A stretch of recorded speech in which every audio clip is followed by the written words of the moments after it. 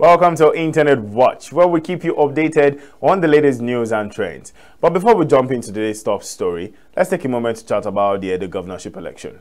The votes are in, and now the whole state is holding its breath, waiting for the official results. Well, you know how it goes. Everyone's speculating, fingers crossed, and nerves on the edge. Who's going to come out on top? Will it be a surprise victory, or will it be headed for a smooth finish? While we wait for the final announcement, let's dive into the stories making waves today. Well, of course, you know my name is Joshua Oritogun, and I'm going to be an amazing host again for this episode of Internet Watch. So, on the latest episode of Internet Watch, we discussed the significant shift in Nigeria's petrol consumption following the removal of fuel subsidies. Now, according to President Bola Tinubu, the country's daily petrol consumption has dropped to 30 million liters. I mean, 30 million liters. A lot of people think that, oh, this is a good idea. This is a good idea. But then again, let's really think about it. Is it really a good idea? This reduction marks a sharp decline from previous figures where the consumption rate was considerably higher. Now, the move to remove subsidies aimed at curbing wastage and improving economic stability has been a key policy initiatives of the current administration. While the reduction in consumption is seen as a positive step towards better resource management, it has sparked mixed reaction across the country, particularly in light of the increased cost of living for Nigerians. I'm going to take you to the comment section right away so that we get to hear what people had to say about this. I mean, different perspective, different opinion, different ideas, different views. So let me take you right away. Uncle Choice commented, he removed people's purchasing power, which is bad for the economy. I mean, people no longer have the power to even go to the market to get things for themselves. Moving over to the next comment, I have Jeremiah Adetunji. If they pay subsidy at the pump stage, not at import state, that is, paying subsidy per liter bought at the filling station, this wouldn't have been known earlier. Many of our problems are not difficult to solve, but because some people are benefiting from the economic chaos, they would wish the problems to continue. I mean, this is just like it is, calling a spade a spade. Most of the problems, if you ask an average Nigerian what you think the solution could be or can be, they would give you. But then again, while limited with a lot of restrictions or ourselves, personal agenda. So Nigerian Lens is gave his opinion, and he's saying that with boldness, very bad, like very bad. If he's saying this with boldness, that 30 million liters have dropped from what we used to buy, he's saying something. Moving over, I have Eze Emmanuel gave his own perspective to this discussion. The green energy experiment has begun, and our people are the lab rats. I mean, this is so sad. Dr. Adamu Gaba Zango is saying, that's not a good development to celebrate, Your Excellency. The President and CNC, Asiwaju Bola Ahmed Tinubu, sir. It means there is no activity and SMEs are dying. Please look again into the issues holistically and urgently do something about it. I mean, please take a look about it. Take a look at what is going on. It is really troubling, really troubling. People can no longer, even carry their cars. If you have a private car and you're still driving your car, you're a big boy.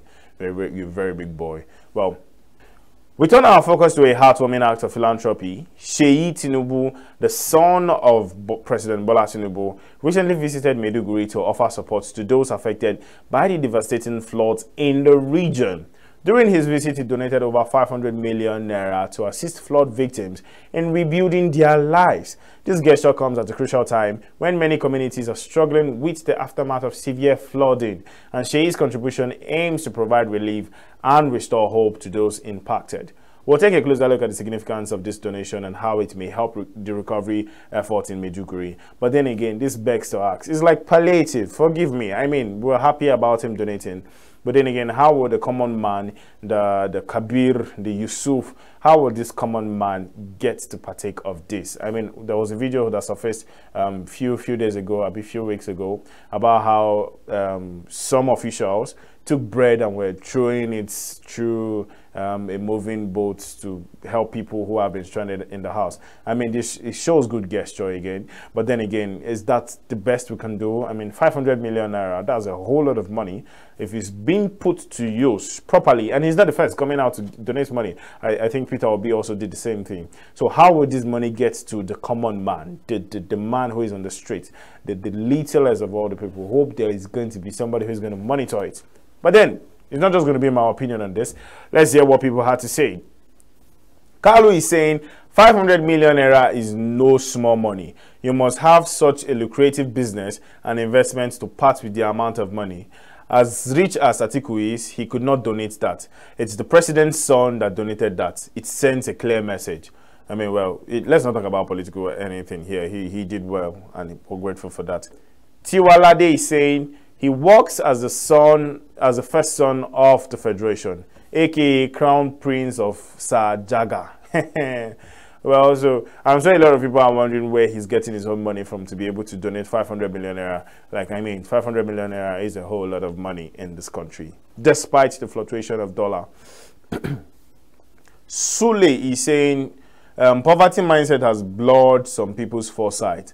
I mean, yes, this is a question about where he's getting his money from, and a lot of people had different things to say that, oh, this and that and that. Of course, he's using stolen money, and then a lot of people are saying, oh, no, this is not actually stolen money. This man is a businessman and he's able and capable to deliver 500 million naira. Sonny is saying he occupies the office of the first son, though it's unofficial and unconstitutional, but in reality, the office has always been there and running with public funds. It has always been there. Well, whether it's public funds, whether it's private funds, my own concern mostly is, will this money get to the common man? Otumba is saying the fact that people think because he is the son of a president, he should be dependent on his father or the likes. The video can spend this much or more, and you would not ask this question. Of course, when people do stuff like this, the video can come outside, Burna Boy, whoever it is, celebrities they are, they can do this freely and then nobody questions it. But then again, it's not just about where he's getting the money from, it's the act of what he has done, which we appreciate. But then again, I'm still going to bring this up. I want to know how that money is going to be shared to everyone who has been affected by the flood. Well, that's all we have for you on today's episode of Internet Watch. My name still remains Joshua Oritogun. Remember, we keep you informed on all latest news. It's important to stay grounded and think critically about the world around us. Don't forget to go to all of our social media platforms, like, share, subscribe, and make your own comments. So, I will leave you with a word of wisdom. Patience is not the ability to wait, but how you act while waiting. So, whether you're waiting for a change or a success, it's how you handle the waiting that shapes our outcome. Stay positive, stay patient, and have a beautiful week.